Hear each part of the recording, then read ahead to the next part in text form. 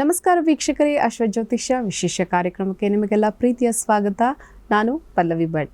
ವೀಕ್ಷಕರೇ, ಈ ದಿನದ ಕಾರ್ಯಕ್ರಮದಲ್ಲಿ ಬಹಳ ವಿಶೇಷವಾಗಿ ಧಾರ್ಮಿಕ ವಿಚಾರಕ್ಕೆ ಸಂಬಂಧಪಟ್ಟಂತೆ ಹೆಣ್ಣು ಮಕ್ಕಳು ಕುಂಕುಮ ಹಚ್ಚುವ ಪದ್ಧತಿ, ಇದರ ಜೊತೆಗೆ ಗಾಜಿನ ಬಳೆಯನ್ನು ಯಾಕೆ ಧರಿಸಬೇಕು, ರಬ್ಬರ್ ಬಳೆ ಮತ್ತು ಗಾಜಿನ ಬಳೆಗೆ ಇರುವಂತಹ ವ್ಯತ್ಯಾಸ ಏನು, ಇದರ ಜೊತೆಗೆ ಕಾಲುಂಗುರದ ಮಹತ್ವ, ಗೆಜ್ಜೆಯ ಮಹತ್ವ, ಇವೆಲ್ಲದರ ಬಗ್ಗೆ ಸಾಕಷ್ಟು ಮಾಹಿತಿಯನ್ನು ಕೊಡೋದಕ್ಕೆ ಇವತ್ತು ಕಾರ್ಯಕ್ರಮದಲ್ಲಿ ನಮ್ಮ ಜೊತೆಗೆ ಇದ್ದಾರೆ ಧಾರ್ಮಿಕ ಚಿಂತಕರಾದ ಶ್ರೀ ವೆಂಕಟರಮಣ ಭಟ್. ಬನ್ನಿ ಅವನ ಕಾರ್ಯಕ್ರಮಕ್ಕೆ ಆಧಾರದಿಂದ ಬರಮಾಡಿಕೊಳ್ಳೋಣ. ಗುರುಗಳೇ, ಕಾರ್ಯಕ್ರಮಕ್ಕೆ ಪ್ರೀತಿಯ ಹಾಗೆ ಆಧಾರದ ಸ್ವಾಗತ ನಿಮಗೆ. ನಮಸ್ಕಾರ. ಗುರುಗಳೇ, ಬಹಳ ವಿಶೇಷವಾಗಿ ಭಾರತದಲ್ಲಿ ಹಿಂದೂ ಸಂಪ್ರದಾಯದಲ್ಲಿ ಹೆಣ್ಣು ಮಕ್ಕಳು ಕುಂಕುಮವನ್ನು ಧರಿಸುವಂಥದ್ದು ಅಥವಾ ಗಾಜಿನ ಬಳೆ ಹಾಕುವಂಥದ್ದಿರ್ಬೋದು, ಅಥವಾ ಕಾಲುಂಗುರ ಇರ್ಬೋದು, ತಾಳಿ ಇರ್ಬೋದು, ಹೀಗೆ ಹಲವಾರು ಪರಿಕರಗಳನ್ನು ನಾವು ಏನು ಒಂದು ಧರಿಸ್ತೀವಿ, ಇದರ ವಿಚಾರವಾಗಿ ಇವತ್ತು ತಾವು ತಿಳಿಸ್ಕೊಡ್ತೀನಿ ಅಂತ ಹೇಳಿದ್ರಿ. ಅದರಲ್ಲಿ ಪ್ರಮುಖವಾಗಿ ಹಣೆಗೆ ಕುಂಕುಮ ಹಚ್ಚುವ ಪದ್ಧತಿ ಬಹಳ ವಿಶೇಷ. ಚಿಕ್ಕ ಮಕ್ಕಳಿಂದ ಹಿಡಿದು ವಯಸ್ಕರವರೆಗೂ ಕುಂಕುಮವನ್ನು ಹಚ್ಚುವಂತಹ ಪದ್ಧತಿ ಇದೆ. ಇದರ ವಿಚಾರವಾಗಿ ತಾವು ತಿಳಿಸೋದಾದರೆ. ಶ್ರೀ ಗುರುಭ್ಯೋ ನಮಃ. ಹರಿ ಓಂ. ಗುರುಬ್ರಹ್ಮ ಗುರುರ್ವಿಷ್ಣು ಗುರುರ್ದೇವೋ ಮಹೇಶ್ವರಃ, ಗುರುಃ ಸಾಕ್ಷಾತ್ ಪರಂ ಬ್ರಹ್ಮ ತಸ್ಮೈ ಶ್ರೀ ಗುರವೇ ನಮಃ. ಏಕ ಏವ ಪರಬ್ರಹ್ಮ ಪರಮಾತ್ಮಾ ದಿಗಂಬರಃ, ಸ್ವಯಮೇವ ಗುರುಃ ಸಾಕ್ಷಾತ್ ಶುಭ್ರಾಯಃ ಪಾತು ನಃ ಸದಾ. ನಮಃ ಶಾಂತಾಯ ದಿವ್ಯಾಯ ಸತ್ಯಧರ್ಮಸ್ವರೂಪಿಣೆ ಸ್ವಾನಂದಾಮೃತತೃಪ್ತಾಯ ಶ್ರೀಧರಾಯ ನಮೋ ನಮಃ. ದತ್ತಾತ್ರೇಯೋ ಮಹಾಯೋಗಿ ಭಗವಾನ್ ಭೂತಭಾವನಃ, ಚತುರ್ಭುಜೋ ಮಹಾವಿಷ್ಣು ಯೋಗಸಾಮ್ರಾಜ್ಯದೀಕ್ಷಿತಃ. ಶ್ರೀಮದ್ಗಂಗಾಧರೇಂದ್ರ ಸರಸ್ವತಿ ಮಹಾಸ್ವಾಮಿಗಳವರ ಪಾದಪದ್ಮಗಳಲ್ಲಿ ಶಿರಸಾಷ್ಟಾಂಗ ನಮಸ್ಕಾರವನ್ನು ಅರ್ಪಿಸುತ್ತಾ, ಇವತ್ತಿನ ದಿನಗಳಲ್ಲಿ ಕುಂಕುಮವನ್ನು, ಯಾಕೆಂದರೆ ಕುಂಕುಮ ಯಾಕೆ ಹಚ್ಚಬೇಕು ಅಂತಂದರೆ, ಸರ್ವಮಂಗಲ ಮಾಂಗಲ್ಯೆ ಶಿವೆ ಸರ್ವಾರ್ಥ ಸಾಧಿಕೆ ಶರಣ್ಯೆ ತ್ರಯಂಬಕೆ ಗೌರಿ ನಾರಾಯಣಿ ನಮೋಸ್ತುತೆ. ಸರ್ವಮಂಗಲ, ಯಾಕೆಂದರೆ ಮಂಗಲ ದ್ರವ್ಯ ಅದು. ಅರಿಶಿನ ಮತ್ತು ಕುಂಕುಮ ಇವೆರಡೂ ಕೂಡ ಮಂಗಲ ದ್ರವ್ಯ. ಆದ್ದರಿಂದ ಮಂಗಲ ಕಾರ್ಯವನ್ನು ಮಾಡುವಾಗ ಅದು ಮೊದಲನೇದಾಗಿ ಅದನ್ನು ಬಳಸತಕ್ಕಂಥದ್ದು. ಎರಡನೇದಾಗಿ ಎಲ್ಲರೂ ಹೆಣ್ಣು ಮಕ್ಕಳು ಕುಂಕುಮವನ್ನು ಹಚ್ಚಲೇಬೇಕು. ಯಾಕೆಂದರೆ ಕುಂಕುಮವನ್ನು ಹಚ್ಚುವಾಗ ಎಲ್ಲಿ ಕುಂಕುಮ, ಈ ಹುಬ್ಬು ಅಂತ ನಾವೇನು ಹೇಳ್ತೇವೆ, ಇದು ಆಜ್ಞಾಚಕ್ರ ಅಂತ ಕರೀತಾರೆ. ಆಜ್ಞಾಚಕ್ರ, ಇಲ್ಲಿ ಕುಂಕುಮವನ್ನು ಹಚ್ಚಬೇಕು. ಯಾಕೆ ಕುಂಕುಮವನ್ನು ಹಚ್ಚಬೇಕು ಅಂತಾದರೆ, ಆ ಕುಂಕುಮ ಹಚ್ಚುವ ಅದೇ ಆಜ್ಞಾಚಕ್ರ. ಯಾಕಂದರೆ ಮೂರನೇ ಕಣ್ಣಂತೆ ಇದು. ನಾವು ಯಾವ ರೀತಿ ಶಿವನಿಗೆ ಯಾವ ರೀತಿ ಮೂರನೇ ಕಣ್ಣು ಇದೆಯೋ, ಹಾಗೆ ನಮಗೂ ಕೂಡ ಮೂರನೇ ಕಣ್ಣು ಇದೆಯಂತೆ. ಈ ಮೂರನೇ ಕಣ್ಣು ಅದು ನಮಗೆ ಕಾಣಬೇಕು. ಮೂರನೇ ಕಣ್ಣು ನಮಗೆ ಕಾಣಬೇಕು ಅಂತಾದರೆ ಅಲ್ಲಿ ನಾವು ಈ ಕುಂಕುಮವನ್ನು ಇಡಬೇಕಂತೆ. ಕುಂಕುಮವನ್ನು ಇಟ್ಟಾಗ ಏನಾಗ್ತದೆ, ಹೊರಗಡೆಯಿಂದ ದುಷ್ಟಶಕ್ತಿಗಳು ಒಳಗಡೆ ಪ್ರವೇಶ ಮಾಡೋದಿಲ್ಲ. ಹಾಗೆ ಒಳಗಡೆ ಇರತಕ್ಕಂಥ ನಮ್ಮ ಶಕ್ತಿಗಳು ಹೊರಗಡೆ ಹೋಗೋದಿಲ್ಲ. ಮತ್ತು ಸಹಸ್ರಾರ ಈ ಚಕ್ರ, ಇದು ಆಜ್ಞಾಚಕ್ರದಿಂದ ಸಹಸ್ರಾರ ಚಕ್ರಕ್ಕೆ ಅಲ್ಲಿ ಆ ಒಂದು ಸಂಬಂಧ ಇದೆ. ಅದಕ್ಕಾಗಿ ಅದು ತುಂಬ ವಿಶೇಷವಾಗಿ ನಮಗೆ ಎಲ್ಲ ರೀತಿಯಲ್ಲೂ ಕೂಡ ಆಧ್ಯಾತ್ಮಿಕವಾಗಿ ಅನುಕೂಲವನ್ನು ಮಾಡತಕ್ಕಂಥದ್ದು. ಹಾಗಾಗಿ ಆ ಜಾಗದಲ್ಲಿ ಯಾವತ್ತೂ ಕೂಡ ನಾವು ಖಾಲಿ ಬಿಡಲೇಬಾರ್ದು, ಕುಂಕುಮ ಇಟ್ಟುಕೊಳ್ಳೇಬೇಕು. ಅದಕ್ಕಾಗಿ ಅದು ವಿಶೇಷವಾಗಿ ನಮಗೆ ಆ ಒಳಗಡೆ ಇರತಕ್ಕಂಥ ಭಗವಂತನನ್ನು ದರ್ಶನ ಮಾಡಲಿಕ್ಕೆ ಅದು ಒಂದು ಕೂಡ ಸಹಕಾರಿ. ಯಾಕೆಂದರೆ ನಾವು ಧ್ಯಾನದ ಮೂಲಕವಾಗಿ ಭಗವಂತನನ್ನು ನೋಡಲಿಕ್ಕೆ, ನಮ್ಮಲ್ಲೇ ಇರತಕ್ಕಂಥ ಭಗವಂತನನ್ನು ನೋಡಲಿಕ್ಕೆ ನಾವು ಅದು ಆ ರೀತಿಯಲ್ಲಿ ಕುಂಕುಮವನ್ನು ಧಾರಣೆ ಮಾಡೋದರಿಂದ ಸ್ವಲ್ಪ ಮಟ್ಟಿಗೆ ನಮಗೆ ಅನುಕೂಲ ಆಗ್ತದೆ. ಹಾಗೆ ಮತ್ತು ಅದು ಮಂಗಲ ದ್ರವ್ಯ. ಈಗ ಮುತ್ತೈದೆಯರು ಕುಂಕುಮವನ್ನು ಧಾರಣೆ ಮಾಡಲೇಬೇಕು. ಆ ಕುಂಕುಮವನ್ನು ಧಾರಣೆ ಮಾಡೋದರಿಂದ ಮುಖಕ್ಕೆ ಮಂಗಳಕರವಾದಂಥ ಕಾಂತಿ ಹೇಳುವಂಥದ್ದು ಅದು ಬರ್ತದೆ. ಯಾಕಂದ್ರೆ ನಾವು ಸುಮ್ಮನೆ ಹಾಗೆ ಇದ್ದರೆ ಹಾಗೆ ಕುಂಕುಮವನ್ನು ಧಾರಣೆ ಮಾಡಿದ್ರೆ ನಮ್ಮ ಮುಖವನ್ನು ನಾವು ಕನ್ನಡಿಯಲ್ಲಿ ನೋಡಿಕೊಂಡಾಗ ಯಾವ ರೀತಿ ಆ ಒಂದು ಕಳೆ ಹೇಳುವಂಥದ್ದು ಬರ್ತದೆ. ಹಾಗಾಗಿ ನಮ್ಮಲ್ಲಿರತಕ್ಕಂಥ ಕೊಳೆ ಹೋಗಬೇಕು ಅಂದರೆ ನಮಗೆ ಆ ಕುಂಕುಮವನ್ನು ಧಾರಣೆ ಮಾಡಲೇಬೇಕು. ಅದರಿಂದ ಎಲ್ಲ ರೀತಿಯಲ್ಲೂ ಕೂಡ ನಮಗೆ, ಮತ್ತು ನಾವು ಯಾವುದೇ ಪೂಜೆಯನ್ನು ಮಾಡುವಾಗ, ದಾನವನ್ನು ಮಾಡುವಾಗ, ಇದು ಎಲ್ಲ ಕಾರ್ಯವನ್ನು ಮಾಡೋದಾದರೂ ಕೂಡ ನಮಗೆ ಆ ಕುಂಕುಮ ವಿಭೂತಿ ಅಥವಾ ಕುಂಕುಮ ಇರಲೇಬೇಕಂತೆ. ಹಾಗೆ ಈ ಖಾಲಿ ಹಣೆಯಲ್ಲಿ, ಬೋಳು ಹಣೆಯಲ್ಲಿ ನಾವು ಏನನ್ನೂ ಕೂಡ ಮಾಡುವಾಗಿಲ್ಲ, ಅದರ ಫಲ ಹೇಳುವಂಥದ್ದು ನಮಗೆ ಸಿಕ್ಕೋದಿಲ್ವಂತೆ. ನಾವು ಎಷ್ಟೋ ಪ್ರಯತ್ನಪೂರ್ವಕವಾಗಿ ಎಷ್ಟೋ ಖರ್ಚು ಮಾಡಿ ನಾವು ಯಾವುದೋ ಒಂದು ಒಳ್ಳೆಯ ಪೂಜೆಯನ್ನು ಅಥವಾ ಯಜ್ಞ ಯಾಗಾದಿಗಳನ್ನು, ದಾನ ಧರ್ಮವನ್ನು ನಾವು ಮಾಡ್ತೇವೆ. ಅಷ್ಟು ಮಾಡಿ ನಮಗೆ ಕುಂಕುಮನೇ ಹಣೆಯಲ್ಲಿ ಇಲ್ಲ ಹೇಳಾದರೆ ಅದು ಸರಿಯಾದ ಪ್ರಯೋಜನ, ಪೂರ್ತಿ ಫಲವನ್ನು ಅದು ಕೊಡೋದಿಲ್ವಂತೆ. ಯಾಕೆಂತಂದರೆ ದೇವತೆಗಳ ಆರಾಧನೆಯನ್ನು ಮಾಡಬೇಕಾದ್ರೆ ಕುಂಕುಮವನ್ನು ಧರಿಸಲೇಬೇಕು. ಹಾಗೆ ಇಲ್ಲ ಅಂದರೆ ಅದಕ್ಕಾಗಿ ಹೇಳ್ತಾರೆ, ಯಾಕೆಂದರೆ ಮನೆಯಲ್ಲಿ ಯಾವತ್ತೂ ಕೂಡ ರಂಗೋಲಿಯನ್ನು ಹಾಕಬೇಕು. ರಂಗೋಲಿ ಹಾಕಲಿಲ್ಲ ಅಂದರೆ ಅಲ್ಲಿ ರಾಕ್ಷಸರು ಬರ್ತಾರಂತೆ. ಹಾಗಾಗಿ ರಂಗೋಲಿ ಹಾಕಿದ್ರೆ ದೇವತೆಗಳು ಬರ್ತಾರೆ. ಹಾಗೆ ಇದು ಕೂಡ ಹಾಗೆ, ನಾವು ಬೋಳಹಣೆಯಲ್ಲಿ ಏನೇ ಕೆಲಸ ಮಾಡಿದ್ರೂ ಕೂಡ ಅದರ ಪ್ರಯೋಜನ ಆಗೋದಿಲ್ಲ. ನಾವು ನೀರಿನಲ್ಲಿ ಹೋಮ ಮಾಡ್ದಂಗೆ ಆಗ್ತದೆ. ನೀರಿನಲ್ಲಿ ಹೋಮ ಮಾಡಲಿಕ್ಕೆ ಆಗ್ತದೆಯಾ? ಸಾಧ್ಯ ಇಲ್ಲ, ಪ್ರಯೋಜನ ಇಲ್ಲ, ಅದು ಖರ್ಚಾಗ್ತದೆ ಬಿಟ್ಟರೆ ಅಲ್ಲಿ ಅಗ್ನಿ ಉರಿಯೋದಿಲ್ಲ. ಹಾಗೆ ಕೂಡ ನಾವು ಏನೇ ಮಾಡೋದಾದರೂ ಕೂಡ ಕುಂಕುಮವನ್ನು ಧಾರಣೆ ಮಾಡಲೇಬೇಕು. ಮತ್ತು ಮುತ್ತೈದೆಯರು ಅಂತ ಹೇಳ್ತಾರೆ. ಮುತ್ತೈದೆಯರು ಅಂತ ಹೇಳಿದಾಗ ಮೊದಲನೆಯದಾಗಿ ಬರೋದೇ ಆ ಒಂದು ಲಲಾಟದಲ್ಲಿ ನಾವು ಧರಿಸುವಂಥ ಕುಂಕುಮ, ಮುತ್ತು, ಹಾಗೆ ನೊತ್ತು, ಹಾಗೆ ಕೈಗೆ ಬಳೆ, ಹಾಗೆ ಕಾಲುಂಗುರ, ಗೆಜ್ಜೆ, ಇದು ಎಲ್ಲದೂ ಕೂಡ ಸೇರಿ 5 ಆಗ್ತದೆ. ನಾವು 5, ಅದಕ್ಕಾಗಿ ಮುತ್ತೈದೆಯರು ಅಂತ ಹೇಳುವಂಥ ಉದ್ದೇಶನೇ ಅದು. ಹಾಗಾಗಿ ಆದ್ದರಿಂದ ನಾವು ಆ ಕುಂಕುಮವನ್ನು ಧಾರಣೆ ಮಾಡಬೇಕು. ಇನ್ನು ಎರಡನೇದಾಗಿ ಪ್ರಶ್ನೆಯನ್ನು ಕೇಳಿದ್ದು, ಬಳೆಯನ್ನು ನಾವು ಆ ಗಾಜಿನ ಮಣ್ಣಿನ ಬಳೆಯನ್ನೇ ಯಾಕೆ ನಾವು ಹಾಕ್ಕೊಳ್ಬೇಕು? ಈ ಪ್ಲಾಸ್ಟಿಕ್ ಇತ್ಯಾದಿ ಬಳೆಗಳನ್ನು ನಾವು ಯಾಕೆ ಧರಿಸಬಾರ್ದು ಅಂತ ಕೇಳಿದ್ದೀವಿ. ಅಂದರೆ ಹಿಂದಿನ ಕಾಲದಲ್ಲಿ ಹೆಣ್ಣು ಮಕ್ಕಳು ಜಾಸ್ತಿಯಾಗಿ ಗಾಜಿನ ಬಳೆಗಳಿಗೆ ಒಂದು ಪ್ರಾಮುಖ್ಯತೆಯನ್ನು ಕೊಡ್ತಾ ಇದ್ರು. ಆದರೆ ಇತ್ತೀಚೆಗೆ ಒಂದು ಗಾಜಿನ ಬಳೆ ಒಡೆದು ಹೋಗುತ್ತೆ ಅನ್ನುವಂತಹ ಭಯ ಇದೆ. ಅದರಿಂದ ಏನಾದರೂ ಕೆಟ್ಟದಾಗುವಂತಹ ಭಯಕ್ಕೋಸ್ಕರನೇ ಕಲರ್ಫುಲ್ ಆದಂಥ ಬಳೆಗಳನ್ನು ಧರಿಸುವಂಥದ್ದು ಅಥವಾ ರಬ್ಬರ್ ಬಳೆಗಳನ್ನು ಧರಿಸುವಂಥದ್ದು, ಮತ್ತು ಬಟ್ಟೆಗೆ ತಕ್ಕನಾಗಿ ಅದನ್ನು ಧರಿಸುವಂಥದ್ದು. ಹಾಗೆ ಈ ವಿಚಾರಕ್ಕೆ ನಾವು ನೋಡೋದಾದರೆ ಗಾಜಿನ ಬಳೆಗೆ ಯಾಕೆ ನಾವು ಹಿಂದಿನ ಕಾಲದಲ್ಲಿ ಸಾಕಷ್ಟು ಪ್ರಾಮುಖ್ಯತೆಯನ್ನು ಕೊಡ್ತಾ ಇದ್ವಿ ಅನ್ನೋದೊಂದು ಪ್ರಶ್ನೆ. ಗಾಜಿನ ಬಳೆ ಅಂದರೆ ಅದು ನಾವು ಕುಳಿತುಕೊಂಡು ಇದ್ದೇವೆ ಅಥವಾ ನಿಂತ್ಕೊಂಡು ಇದ್ದೇವೆ ಅಥವಾ ನಾವು ಓಡಾಡ್ತಾ ಇದ್ದೇವೆ ಅಂದರೆ ಯಾವುದ್ರ ಮೇಲೆ ಇದ್ದೇವೆ? ಭೂಮಿ ಮೇಲೆ. ಅದು ಭೂಮಿ, ಯಾಕೆಂದರೆ ಭೂಮಿಯಲ್ಲಿ ಇರುತ್ತೆ, ಆ ಮಣ್ಣಿನಿಂದ ಅದು ತಯಾರು ಮಾಡುವಂಥದ್ದು ಬಳೆಗಳನ್ನು.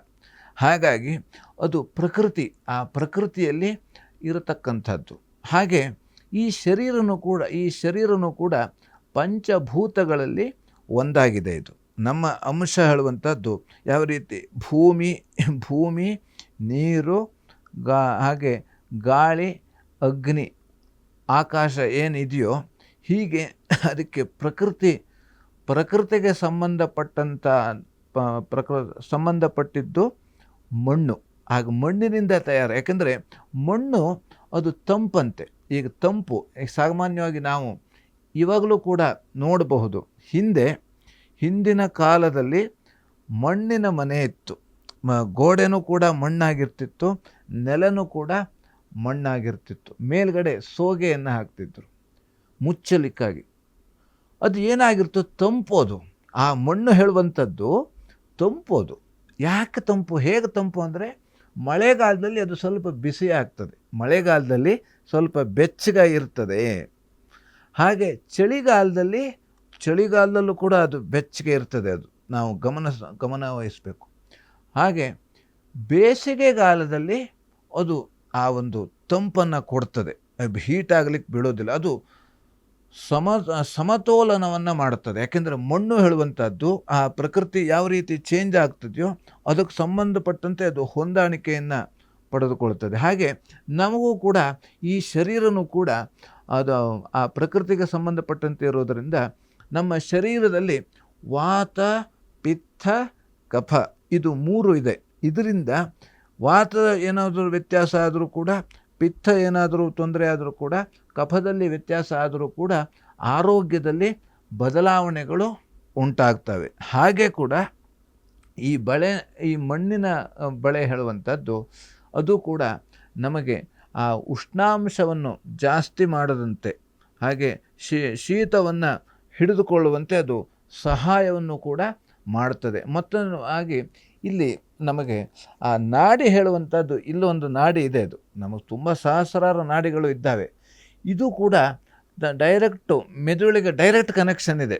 ಡೈರೆಕ್ಟ್ ಅಂದರೆ ಸ್ವಲ್ಪ ಇದಾದರೂ ಕೂಡ ಆ ಮೆದುಳು ಅದಕ್ಕೆ ಪ್ರತಿಕ್ರಿಯೆಯನ್ನು ಕೊಡ್ತದೆ.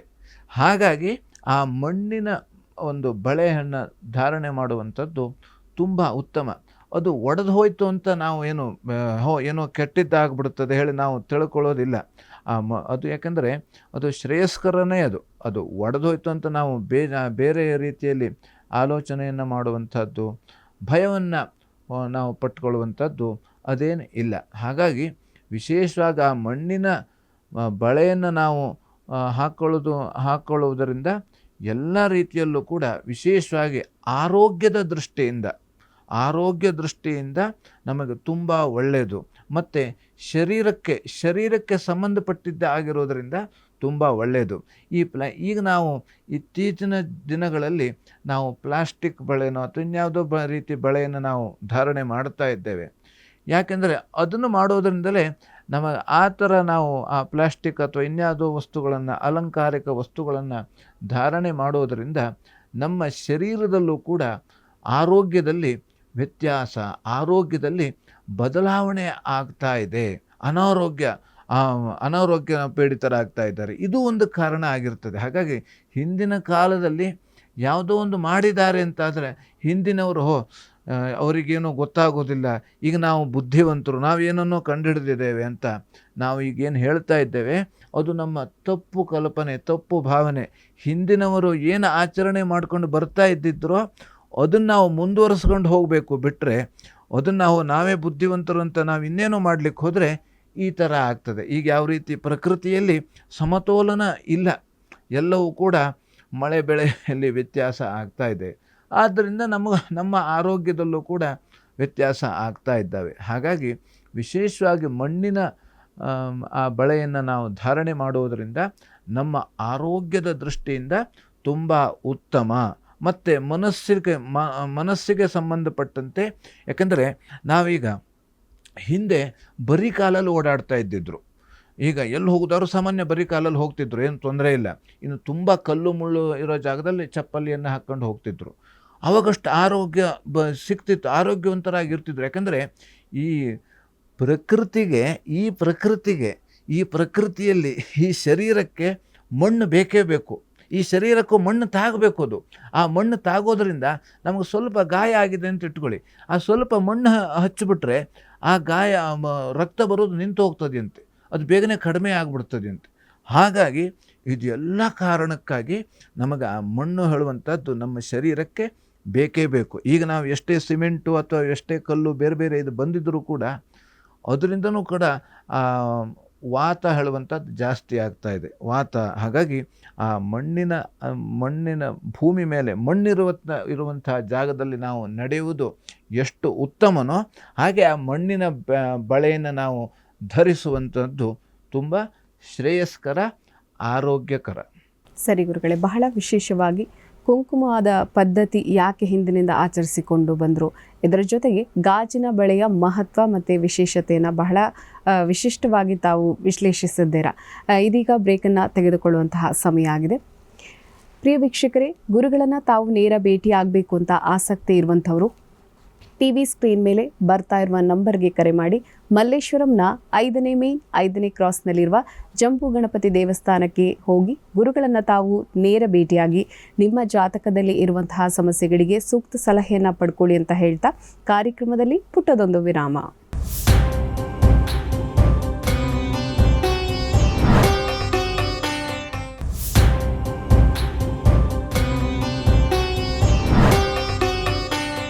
ವಿರಾಮದ ನಂತರ ಅಶ್ವಜ್ಯೋತಿಷ್ಯ ವಿಶೇಷ ಕಾರ್ಯಕ್ರಮಕ್ಕೆ ಮತ್ತೊಮ್ಮೆ ಸ್ವಾಗತ. ಗುರುಗಳೇ, ಅದೇ ರೀತಿ ಈಗ ಗೆಜ್ಜೆ ಮತ್ತು ಕಾಲುಂಗುರದ ಮಹತ್ವವನ್ನು ತಿಳಿಸ್ಕೊಡಿ. ನಾವು ಸಾಮಾನ್ಯವಾಗಿ ಅಲಂಕಾರಿಕವಾಗಿ ಗೆಜ್ಜೆಯನ್ನು ಬಳಸುವಂಥದ್ದು ಅಂತ ತಿಳಿದುಕೊಂಡಿದ್ದೇವೆ. ಯಾಕೆಂತಂದರೆ ಮತ್ತೆ ಕಾಲುಂಗುರವನ್ನು ಯಾಕೆ ಬಳಸುವಂಥದ್ದು, ಅದು ಒಂದನೇದಾಗಿ ಅದು ನಮ್ಮನ್ನು ಕಟ್ಟಿ ಹಾಕುವಂಥದ್ದು ಅಥವಾ ನಾವೊಂದು ಕಟ್ಟುಪಾಡೋದು. ನಾವು ಈ ಒಂದು ವ್ಯವಸ್ಥೆಯಲ್ಲಿ ಇದ್ದೇವೆ, ಈ ಚೌಕಟ್ಟಿನಲ್ಲಿ ನಾವು ಇದ್ದೇವೆ, ಈ ಚೌಕಟ್ಟನ್ನು ನಾವು ಮೀರಬಾರದು ಹೇಳುವಂಥದ್ದು ಒಂದು ವೈಜ್ಞಾನಿಕವಾಗಿ ಮತ್ತು ಆಧ್ಯಾತ್ಮಿಕವಾಗಿ. ಯಾಕೆಂದರೆ ಸಪ್ತಪದಿ 7 ಹೆಜ್ಜೆಯನ್ನು ನಡಿಬೇಕು. 7 ಹೆಜ್ಜೆಯನ್ನು ನಡಿಬೇಕಾದ್ರೆ ಆ ಕಾಲುಂಗರವನ್ನು ಮೊದಲನೇದಾಗಿ ಯಾವ ರೀತಿ ಮದುವೆಯಲ್ಲಿ ಲಾಜ ಹೋಮ ಮುಗಿದ ನಂತರ ಆ ಕಾಲುಂಗರವನ್ನು ಗಂಡ ಹೆಂಡತಿಗೆ ಅವನು ಮೊದಲನೇದಾಗಿ ಬಲಕಾಲಿಗೆ ಆ ಕಾಲುಂಗರವನ್ನು ಹಾಕುವಂಥದ್ದು. ಯಾಕಂದರೆ ಅದರಲ್ಲಿ ಆ ಕಾಲುಂಗುರ ಇಬ್ಬರು ಒಟ್ಟಾಗಿ ನಡೆಯುವಂಥದ್ದು. ಅದೇ ಹೇಳ್ತಾರೆ, 7 ಹೆಜ್ಜೆಯನ್ನು ನಡೆಯಬೇಕಾದರೆ ಮೊದಲನೇ ಹೆಜ್ಜೆಯನ್ನು ಇಬ್ಬರು 2 ಕಾಲಿಗೂ ಕಾಲುಂಗುರವನ್ನು ಹಾಕಿದ ಮೇಲೆ 7 ಹೆಜ್ಜೆಯನ್ನು ನಡೆಯಬೇಕು ಅಂತ ಶಾಸ್ತ್ರ ಇದೆ. ಆ 7 ಹೆಜ್ಜೆಯನ್ನು ನಡೆಯಬೇಕಾದರೆ ಮೊದಲನೇದಾಗಿ ಹೇಳುತ್ತದೆ ಒಂದು ಮಂತ್ರ, ಏಕಮಿಷೇ ವಿಷ್ಣುಸ್ತ್ವಾನ್ವೇತು. ಮೊದಲನೇ ಹೆಜ್ಜೆಯನ್ನು ಇಡತಕ್ಕಂಥ ದಂಪತಿಗಳು ಸಮೇತವಾಗಿ ಅವರಿಗೆ ಒಳ್ಳೆಯ ರೀತಿಯಲ್ಲಿ ಆಯುಷ್ಯ ಮತ್ತು ಆರೋಗ್ಯವನ್ನು ಅನುಗ್ರಹಿಸಲಿ ಅಂತ. ಎರಡನೇದು ದ್ವೇ ಊರ್ಜೆ ವಿಷ್ಣುಸ್ತ್ವಾನ್ವೇತು. ಊರ್ಧ್ವೆ ಅಂದರೆ ಮೇಲುಗಡೆ ಬರತಕ್ಕಂಥ ವಿಘ್ನವನ್ನು ದೂರ ಮಾಡು. ಎರಡನೇ ಹೆಜ್ಜೆಯನ್ನು ಇಡತಕ್ಕಂಥ ನಿಮಗೆ ಯಾರು ಭಗವಂತ ಎಲ್ಲ ಮೇಲುಗಡೆ ಬರುವಂಥ ವಿಘ್ನವನ್ನು ದೂರ ಮಾಡಲಿ. ಇನ್ನು 3ನೇ ಹೆಜ್ಜೆ ತ್ರೀಣಿ ವ್ರತಾಯ ವಿಷ್ಣುಸ್ತ್ವಾನ್ವೇತು. 3ನೇ ಹೆಜ್ಜೆಯನ್ನು ಇಡತಕ್ಕಂಥ ನಿಮಗೆ ವ್ರತ ನಮಗೆ ಸತ್ಯನಾರಾಯಣ ವ್ರತ, ವರಮಹಾಲಕ್ಷ್ಮಿ ವ್ರತ, ಹೀಗೆ ಸುಮಾರು ವ್ರತಗಳು ಇದ್ದಾವೆ. ಆ ಎಲ್ಲ ವ್ರತಗಳನ್ನು ಮಾಡಬೇಕಾದ್ರೆ ದಂಪತಿ ಸಮೇತ ವ್ರತವನ್ನು ಮಾಡಬೇಕಂತೆ. ಹಾಗಾಗಿ ಅದು ಒಬ್ಬರೇ ವ್ರತ ಮಾಡಲಿಕ್ಕೆ ಬರೋದಿಲ್ಲ. ಹಾಗಾಗಿ ಆ ರೀತಿಯಲ್ಲಿ ವ್ರತವನ್ನು ಮಾಡುವಂಥ ಅಧಿಕಾರವನ್ನು ಭಗವಂತ ಅನುಗ್ರಹಿಸಲಿ ಅಂತ. ಹಾಗೆ 4ನೇದಾಗಿ ಚತ್ವಾರಿ ಮಾಯೋ ಭವಾಜ ವಿಷ್ಣುಸ್ತ್ವಾನ್ವೇತು.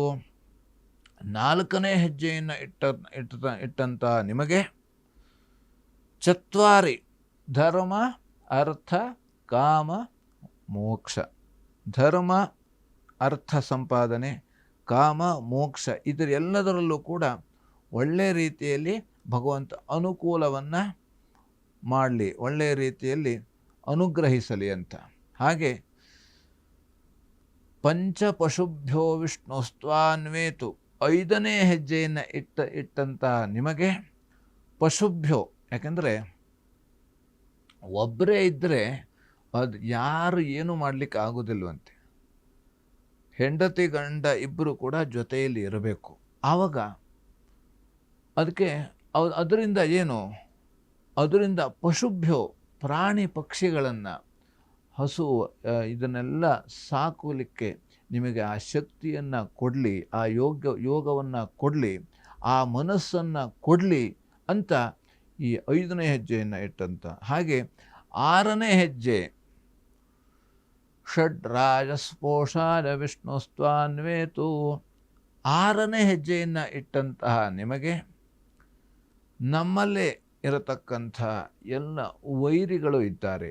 ಕಾಮ, ಕ್ರೋಧ, ಲೋಭ, ಮೋಹ, ಮದ, ಮಾತ್ಸರ್ಯ.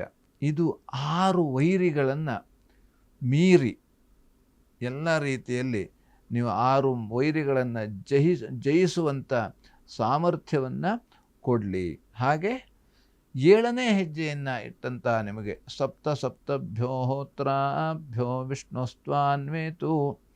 7ನೇ ಹೆಜ್ಜೆಯನ್ನು ಇಟ್ಟಂಥ ನಿಮಗೆ ಯಜ್ಞಯಾಗಾದಿಗಳನ್ನು ಮಾಡುವಂಥ ಆ ಒಂದು ಎಲ್ಲ ರೀತಿಯಾದಂಥ ಯಾಗವನ್ನು ಮಾಡುವಂತಹ ಹೋತರು ಅಂತ ಕರೀತಾರೆ ಯಜ್ಞಗಳಲ್ಲಿ. ಆ ಹೋತ್ರ ಯಜ್ಞಯಾಗಾದಿಗಳನ್ನು ಮಾಡುವಂಥ ಶಕ್ತಿಯನ್ನು, ಯೋಗವನ್ನು ಎಲ್ಲ ರೀತಿಯಲ್ಲೂ ಕೂಡ ಅನುಗ್ರಹಿಸಲಿ ಅಂತ. ಹಾಗಾಗಿ ಈ ಕಾಲುಂಗುರವನ್ನು ಹಾಕ್ಕೊಂಡು ಅಷ್ಟು 7 ಹೆಜ್ಜೆಯನ್ನು ನಡಿಬೇಕು. ಅದರಿಂದ ನೀವು 7 ಹೆಜ್ಜೆಯನ್ನು ಈ ಕಾಲುಂಗುರವನ್ನು ಹಾಕ್ಕೊಂಡು ನಡೆದ ಮೇಲೆ ನೀವು ಅದಕ್ಕೆ ಹೇಳ್ತಾರೆ, ಯಾಕಂದರೆ ನೀವು ಯಾರು 7 ಹೆಜ್ಜೆಯನ್ನು ನಡೀತಾರೋ, ಹಿಂದೆ ಸಾವಿತ್ರಿ ಯಮನ ಜೊತೆಯಲ್ಲಿ ಅವಳು 7 ಹೆಜ್ಜೆಯನ್ನು ನಡ್ಕೊಂಡು ಹೋಗ್ತಾಳಂತೆ. ಯಾಕಂದರೆ ಅಲ್ಲಿ ಸತ್ಯವಾನ ಆ ಥರ ದೇಹವನ್ನು ಬಿಟ್ಟಾಗ ಆ ಸಾವಿತ್ರಿ ಗಂಡನನ್ನು ತೆಗೆದುಕೊಂಡು ಹೋಗಲಿಕ್ಕೆ ಯಮನೇ ಬಂದಿದ್ದ.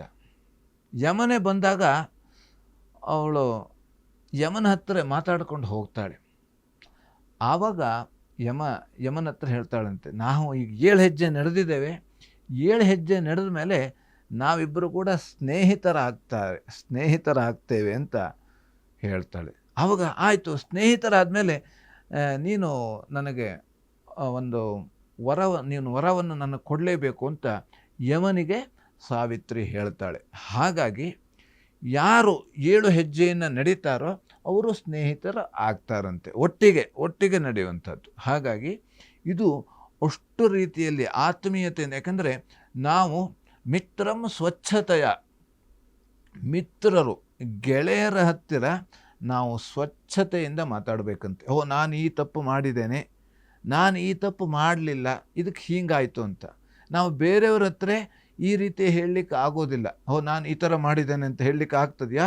ಇಲ್ಲ. ಅದಕ್ಕೆ ಮಿತ್ರರ ಹತ್ರ ನಾವು ಕೆಲವೊಂದು ರಹಸ್ಯವನ್ನು ಕೂಡ ಹೇಳಲೇಬೇಕು. ಅದರಿಂದ ನಮಗೆ ಪರಿಹಾರ ಸಿಗ್ತದೆ. ಹಾಗೆ ಈ ದಂಪತಿಯರು ಸಮೇತವಾಗಿ ಕಾಲುಂಗುರವನ್ನು ಧಾರಣೆ ಮಾಡೋದರಿಂದ ಅವರು ಕೂಡ ಮಿತ್ರರು ಆಗ್ತಾರೆ, ಅವರು ಮಿತ್ರರಂತೆ ವರ್ತಿಸ್ತಾರೆ. ಅವರು ಎಲ್ಲ ರೀತಿಯಲ್ಲಿ ಚಿರಕಾಲ ದಾಂಪತ್ಯ ಇಬ್ಬರೂ ಕೂಡ ಒಟ್ಟಾಗಿ ಅವರು ಸಂಸಾರವನ್ನು ನಿರ್ವಹಣೆಯನ್ನು ಮಾಡಲಿಕ್ಕೆ ಅನುಕೂಲ ಆಗ್ತದೆ. ಆ ಕಟ್ಟುಪಾಡಿನಲ್ಲಿ ಅವರು ಇರಬೇಕು. ಹೀಗೆ ತುಂಬ ಹೇಳ್ತಾ ಹೋದರೆ ಇನ್ನೂ ತುಂಬ ವಿಷಯಗಳು ಸಿಗ್ತವೆ. ಸರಿ ಗುರುಗಳೇ, ಬಹಳ ವಿಶೇಷವಾಗಿ ಈ ದಿನದ ಕಾರ್ಯಕ್ರಮದಲ್ಲಿ ಹಿಂದೂ ವಿಚಾರ ಅಂತ ಬಂದಾಗ ಹೆಣ್ಣು ಮಕ್ಕಳು ಯಾವ ರೀತಿಯಾಗಿ ಕುಂಕುಮವನ್ನು ಧರಿಸಬೇಕು, ಬಳೆಯನ್ನು ಧರಿಸಬೇಕು, ಮತ್ತು ಗಾಜಿನ ಬಳೆಗೆ ಯಾಕೆ ಇಷ್ಟು ಮಹತ್ವವನ್ನು ಕೊಡ್ತಾರೆ, ಇದರ ಜೊತೆಗೆ ಗೆಜ್ಜೆ ಮತ್ತು ಕಾಲುಂಗುರದ ಮಹತ್ವ ಕೂಡ ಏನು ಅನ್ನೋದ್ರ ಬಗ್ಗೆ ಸಾಕಷ್ಟು ವಿಚಾರವನ್ನು ತಾವು ತಿಳಿಸ್ಕೊಟ್ಟಿದ್ದೀರಾ. ಕಾರ್ಯಕ್ರಮಕ್ಕೆ ಆಗಮಿಸಿದ್ದಕ್ಕಾಗಿ ಹೃತ್ಪೂರ್ವಕ ಧನ್ಯವಾದಗಳು. ನಮಸ್ಕಾರ. ವೀಕ್ಷಕರೇ, ಇದಾಗಿತ್ತು ಇವತ್ತಿನ ಅಶ್ವಜ್ಯೋತಿಷ್ಯ ವಿಶೇಷ ಕಾರ್ಯಕ್ರಮ. ನೋಡ್ತಾ ಇರಿ ಅಶ್ವವೇಗ ನ್ಯೂಸ್. ನಮಸ್ಕಾರ.